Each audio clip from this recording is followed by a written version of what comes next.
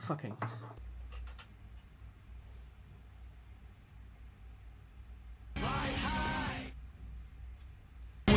You know, I always wanted to try fighting games. They always look so cool, and seeing the characters do cool shit just makes me want to try even more, you know? And the only experience I have with fighting games are playing. Actually, I wouldn't say playing, it's more like button mashing on Takken 5 when I was like 10 years old. And picking up Yoshimitsu because he looks like a goofy skeleton dude with a fucking sombrero. Rattle me bones! And playing Devil Jin here and there because my 10-year-old brain thought Devil Jin is the absolute pinnacle of character design. But I always just kinda accepted that fighting game isn't really for me, you know? And that's okay. A genre doesn't have to appeal to everyone. When the Multiversus open beta came out like 2 months ago though, I decided to try it and see what the buzz is all about, right? To my surprise, I actually kinda picked up on it pretty quickly. I mean, I'm not, you know, amazing at it by any means. I can consistently win matches here and there, and I was having a lot of fun stomping people with Wonder Woman.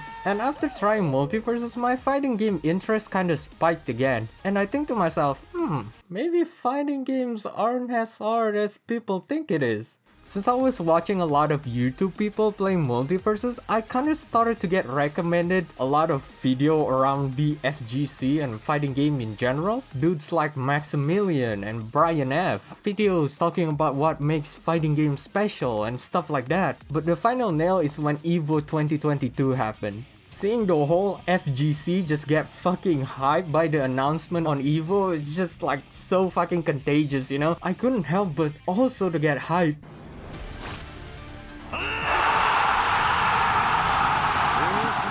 Kazuya making people scream and shitting just by smiling for 8 seconds. The entire Street Fighter community simultaneously developing a feet fetish, and the absolutely positive reception to Bridget's reveal for Guilty Gear Strive, and the fact that absolutely nothing stupid happened. Absolutely nothing stupid. After all that, I finally just said fuck it and bought Guilty Gear Strive 18 days later after EVO. And with that intro fucking done, this is my journey of how I learned to love fighting games with Guilty Gear Strive.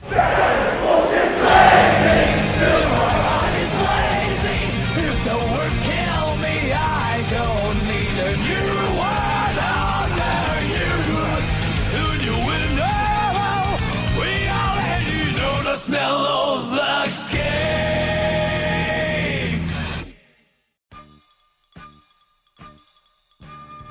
After leaving my laptop on for 24 hours downloading Strive, it's finally done. I boot up Strive for the very first time to be greeted by a simple tutorial fighting Kai Kisuke as Soldier Bingus. After learning all of the buttons, I then immediately got destroyed by Kai. Like a true fighting game player I am, I internally blame Sol and the fact that Sol is just not the character for me.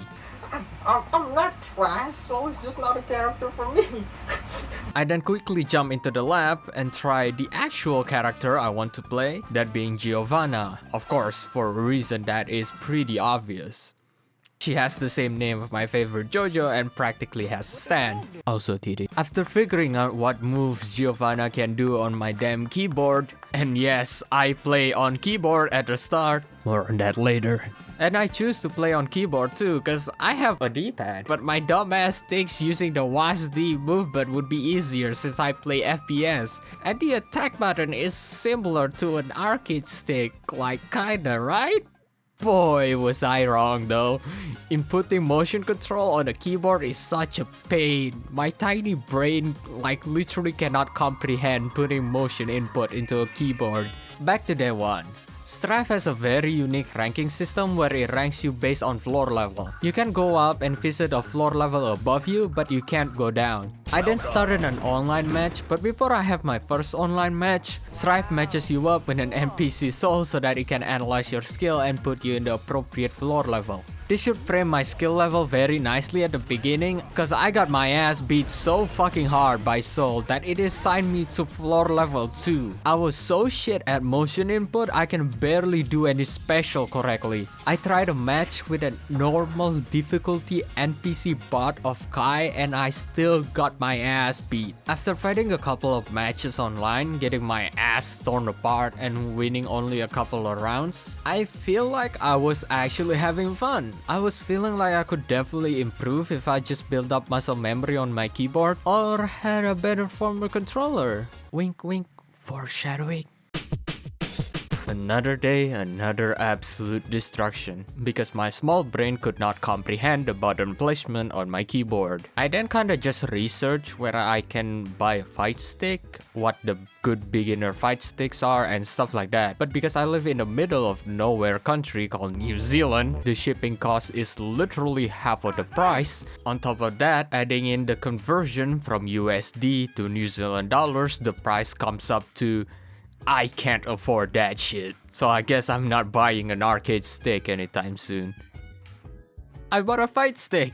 Saw this bad boy when I was browsing on Facebook Marketplace, seeing maybe if some locals are selling their fight stick. And after one questionable financial decision later, I done did get the fight stick for myself.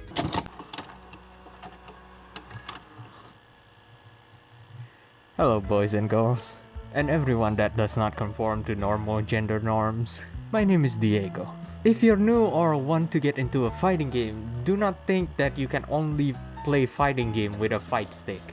Keyboard or a D-pad would absolutely be enough. In fact, a lot of pro players nowadays win tournaments with just a D-pad. So if you want to get into a fighting game, just use whatever you have lying around and have fun. Don't follow in my footsteps and bought a fight stick immediately, because as you soon going to see, it almost end in a disaster for me.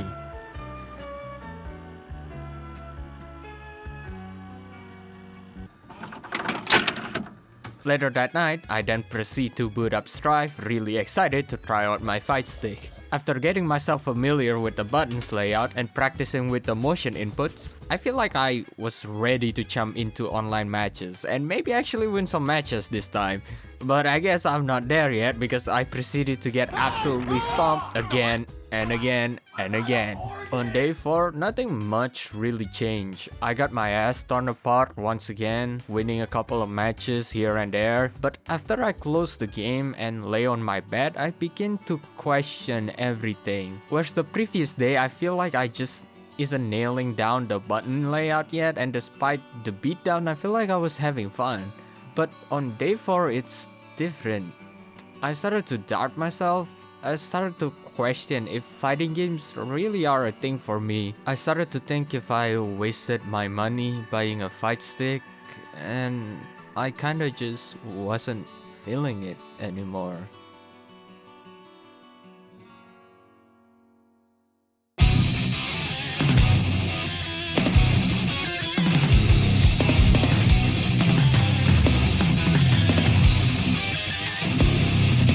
Yep, that's right, I'm a fucking Nago main now. Originally, I really wanted to play Nago because of his absolute banger of a design. Oh my god, he's so goddamn cool! But I kinda changed my mind because of the difficulty rating in the game saying Nago is like a 2-star in difficulty. So I kinda pivot to Giovanna instead, to maybe get myself familiar first with the game before eventually trying Nago when I feel like I'm good enough. But after day 4, staring at the menu screen on day 5, I genuinely thought I was gonna quit Strive. So I just said, fuck it, I'm going to try Nago. Oh boy, like the moment I pressed that /, I instantly know I'm gonna love this fucking guy. Small intermission here. I kinda identified the problems with my buttons. It's so fucking sensitive, and I swear to god it's not an excuse for my trash dexterity. Like these Hayabusa buttons are so sensitive that the only pressure I need to register an input is a grace on top of the buttons. So after researching a bit, apparently the Zenitsu buttons are the choice if you want a more tactile buttons. And after I found a store that again doesn't cost half of the price to ship, I decided to buy 6 Zenitsu buttons and an octagon gate. I also decided to make some custom artwork for my fight stick, and I'm currently working on a Nago X Bloodborne sketch, a Testament artwork sketch, and maybe an artwork of an OC that I want to put on it, but it's still kinda on the sketching phase, so I'm not sure which one I want to pick out of these 3. So after 20 days, everything arrives. I got the buttons and the octagon gate from Close Quarter Arcade based in Australia. From this one purchase, it seems like they're a really good store to buy arcade parts, especially if you're in Australia or New Zealand. Like the parts are packaged really nicely with like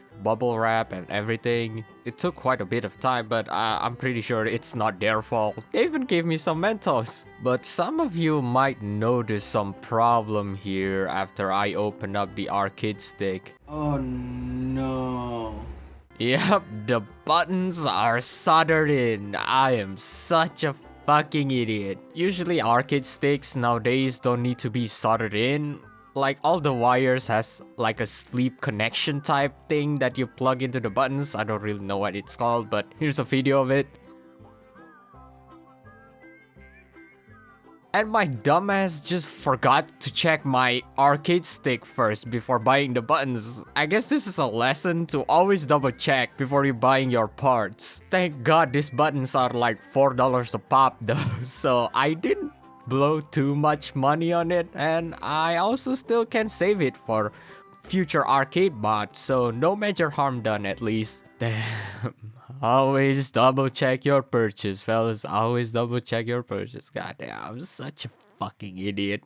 Oh yeah, since I'm dead inside and I'm still recovering from the ending that is the Cyberpunk Edge Runner anime, I made a video about it too, link in the description, chum. I decided to put this artwork I'm working on of Lucy and David as the decal for my fight stick. So it's not done yet, but I don't know, maybe I'll post it somewhere in subreddit or my Twitter. Anyways, back to the video. And from here on out, the progress is not going to be on a day-to-day basis, partly because I forgot to note down my progress each day.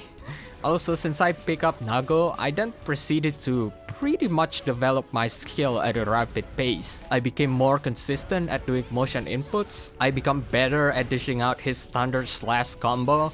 I even realized that I can't just mash the slash if the enemy is on block, cause the enemy would punish me on the long ass recovery. So I started to stop the combo if they're blocking and mixed it up with a grab. I think on day 6 or 7, I was on such a good day that I went from floor 2 to floor 5 in one single night. And as of writing this video, I'm currently bouncing between floor 7 and floor 6. And to be honest, I'm fine if I'm on this skill level forever. Like, I don't want to become the best player or like achieve floor level 10 or something like that, because I really don't see myself having fun and the time to invest into learning the intricate mechanics to push my skill to the next level. And that's fine, right? That's one of the beauties of fighting games and multiplayer games in general. The fact that it doesn't have any end goal means you can set your own end goal. It can be as small as learning how to anti-air or as big as achieving a floor level 10. It's up to the individual player to decide. For a guy that plays casual mode in Rainbow Six Siege for a total of 950 hours, my goal right now is that I kinda just want to play Guilty Gear casually and have fun, you know? If it's not fun, then what's the point, right?